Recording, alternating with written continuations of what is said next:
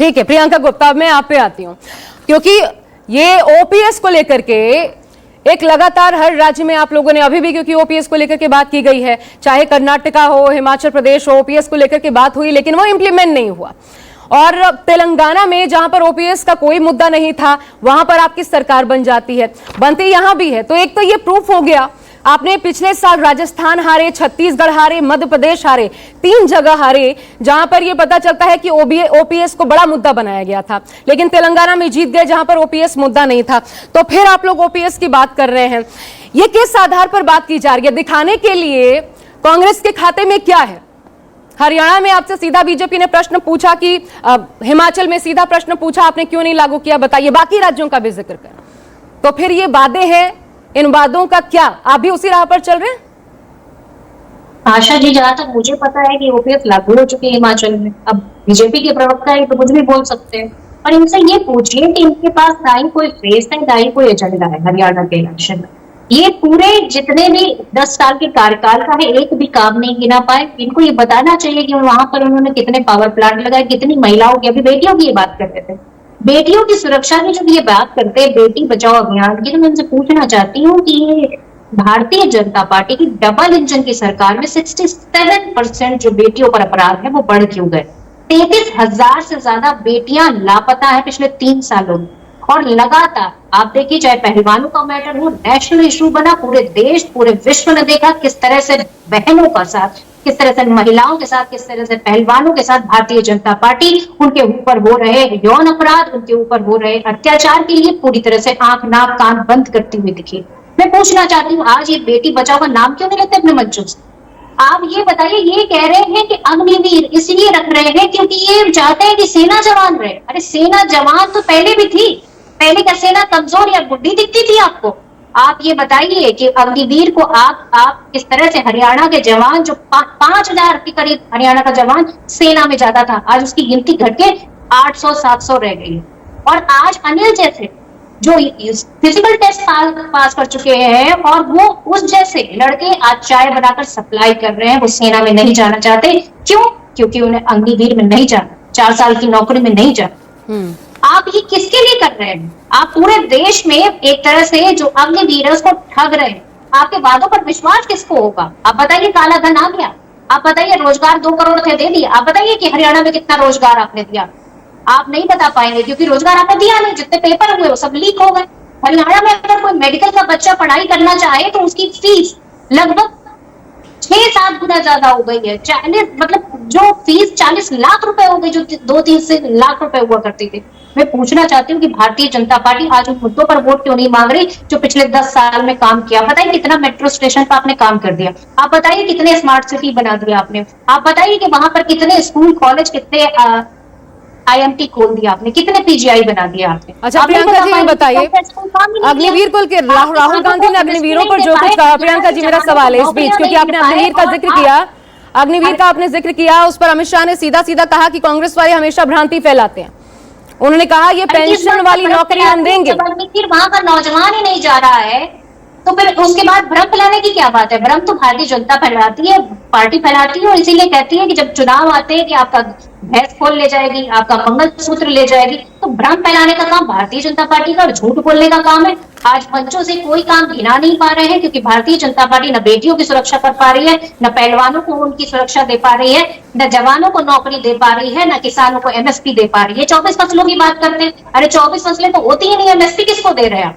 झूठ पर झूठ बोलने वाली ये पार्टी सिर्फ और सिर्फ पूरी तरीके से हरियाणा की जनता ने मन बना लिया है कि किस तरह से इस बार भारतीय जनता पार्टी की डबल इंजन की सरकार को बेदखल करके वो कांग्रेस पार्टी की सरकार करेगी, क्योंकि कांग्रेस की गारंटी लोगों को समझ में भी आ रही है और कांग्रेस की गारंटी वादे जहां जहां भी किए वो पूरे भी कर रहे हैं। ठीक है अजय आलू, तो कौन खुश है आपसे? कौन खुश है, किसान, जवान, पहलवान या नौजवान, कौन खुश है? प्रियंका जी ने जो सवाल दागे उनका उत्तर देते हुए।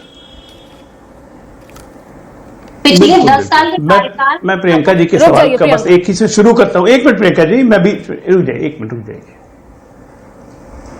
मैं कह रहा हूं, आपने शुरुआत किया था कि ओपीएस का नारा क्यों दिया, बाकी जगह लागू क्यों नहीं किया? तो इन्होंने कह दिया ओपीएस सब जगह लागू है।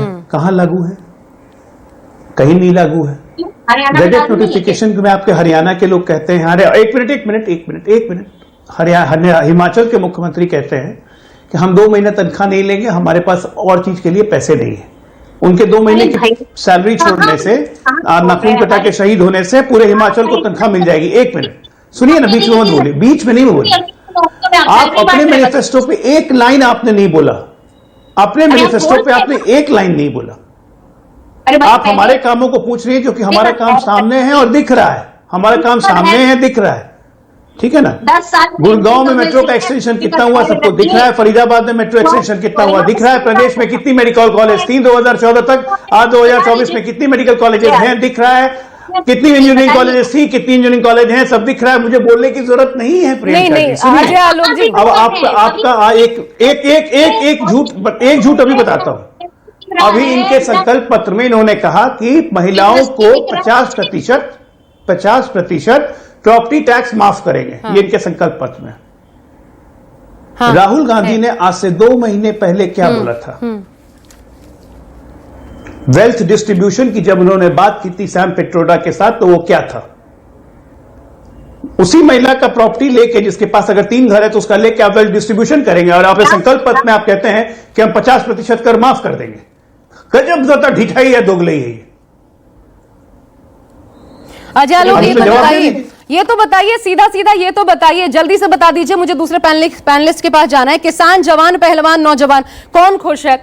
जवान अपने पेंशन के मसले पर, अग्निवीर वो एक अलग मसला है, पहलवानों की नाराजगी सामने है, नौजवान रोजगार के मसले पर कौन खुश है? आप जरा ये ताल ठोक के आज बता दीजिए कि कौन खुश है, कौन सा वर्ग बीजेपी से खुश है? किसान खुश है, एमएसपी पर किसानों की नाराजगी आंदोलन को लेकर के किसान हो, किसानों को आपकी सांसद गाली दे रही है। किसानों, एक मिनट में फिर कह रहा हूं, किसान बिल्कुल खुश है, किसान बिल्कुल खुश है, और ये आने वाले चुनाव में पता चलेगा। पहलवान की बात है, हरियाणा में खिलाड़ियों को जितना प्रोत्साहन केंद्र सरकार और राज्य सरकार ने पिछले 10 वर्षों में दिया है, सारे खिलाड़ी खुश हैं। ठीक है, मैं बाकी कमेंट नहीं करना चाहता हूं, क्योंकि कुछ खिलाड़ी राजनीति के मैदान में उतर गए, छोड़ दीजिए, वो चुनाव के बाद देखेंगे। महिला, नौजवान या जनता, हरियाणा की जनता भारतीय जनता पार्टी की नीति पर भरोसा करती है। देखिए, 100 में 100 हम किसी को खुश नहीं कर सकते हैं, लेकिन हम जानते हैं अधिकांशतर हमारे पक्ष में रहेंगे और ये मतदान के नतीजे दिखाएंगे। जल्दी से प्रियंका, फिर मुझे आम आदमी पार्टी के पास जाना है, जल्दी। देखिए, अभी ये पूछ रहे थे कि हमारी गारंटी क्या है। हमारी गारंटी मैं इनको बताती हूँ। जो 500 रुपए का सिलेंडर वो 10 सालों में नहीं दे पाए, हम वो देके दिखाएंगे। हम 300 यूनिट बिजली फ्री देके दिखाएंगे, जो 10 सालों में भारतीय जनता पार्टी नहीं करके आई। हम जो है ना 6,000 रुपए पेंशन देंगे, जो वृद्ध होंगे, जो विधवा होंगी और जो साथ में दिव्यांग होंगे, जो इन्होंने नहीं दी पिछले 10 सालों में। हम 2 लाख नौकरियों का वादा करते हैं, जो भारतीय जनता पार्टी ने पिछले 10 सालों में नहीं दी। बेरोजगारी का स्तर जो लगभग 2.9 था हमारी सरकार में, वो इनकी सरकार में 37.7% हो गया। मैं पूछना चाहती हूँ, इस बेरोजगारी को कम करने के लिए भारतीय जनता पार्टी के पास 10 साल में कोई प्लान ऑफ एक्शन नहीं था। आज फिर ये जो है उल्टी सीधी चीजों पर वोट मांग रहे हैं कि इसलिए वोट दे दीजिए, उसलिए वोट दे दीजिए। पर हकीकत ये कि ना ये जॉब गिना पा रहे और ना ही किसी तरह की महिला की सुरक्षा की बात कर पा रहे। आज बेटी बचाओ कहीं आता नहीं है। हम महिलाओं को 2,000 रुपए देना चाहते हैं, भारतीय जनता पार्टी ने 100 रुपए बढ़ा के जो है अपनी घोषणा। यही तो विडंबना है कि सभी 2,000 रुपए, कोई 2100, कोई 1,000 रुपए, लेकिन आप लोग 10 साल पहले आपकी भी सरकार रही और 10 साल बीजेपी की भी सरकार रही, महिलाओं को कोई इतना सशक्त नहीं बना पाया। प्रियंका, पते की बात यह है कि महिलाओं को कोई इतना सशक्त नहीं बना पाया कि महिलाएं खुद कमाएं, अपना निर्वहन खुद कर सकें। आप लोगों की बात ना जो है कि आया कि नहीं आया अकाउंट में 2100 और 2,000। बहरहाल राजेश गुप्ता जी, मैं आपके पास 25 लाख से ज्यादा 25 लाख से ज्यादा स्वयं सहायता ग्रुप महिलाओं का बना के हरियाणा में पिछले 10 साल से काम कर रहे हैं। तो फिर क्यों 80 लाख से ज्यादा महिलाएं कमा रही हैं। नहीं तो हमारी लखपति दीदी वायदा करने की जरूरत हरियाणा भी है, जो हमारे 100 दिन का लक्ष्य है। क्यों पड़ रही है ये वायदा हम किसके लिए कर रहे हैं? हम ये वायदा उन महिलाओं के लिए कर रहे हैं जो स्वयं सहायता ग्रुप से नहीं जुड़ी हुई है। ये कह रही है नौकरी की। पिछले 10 वर्षों में सिर्फ हरियाणा सरकार ने 1.5 लाख नौकरियां दी। आज अमित शाह जी ने अपने रैली में कहा केंद्र सरकार की नौकरियों को छोड़ दीजिए, प्राइवेट नौकरियों को छोड़ दीजिए, सूचकांक में हरियाणा आज के टॉप 5 परफॉर्मिंग राज्यों में है पिछले 10 साल में। आलोक क्या जी, ये मैं गलत कह रहा हूं तो आपका बताइए। रोजगार रिकॉर्ड ही आपके कहता समय है क्या कि था? इसमें ज्यादातर आपके समय नौकरियां में भी- अस्थायी है, क्या ये भी नहीं। एक झूठ है? अरे आपका रुक कॉन्ट्रीब्यूशन जाइए, बताइए। राजेश गुप्ता जी, मैं ला रही हूँ, आप दोनों के बीच सिर्फ ये डिबेट। एकदम ज्यादातर नौकरियां। हाँ, रुक जाइए, अजय आलोक जी, इसके बाद इस पर जवाब एकदम दीजिएगा। ज्यादातर इसके बाद नौकरियां क्लियर था। करिएगा प्लीज इसके बाद, क्योंकि ये कांग्रेस का आरोप है। मैं पहले राजेश गुप्ता जी के पास जाना चाहती हूं।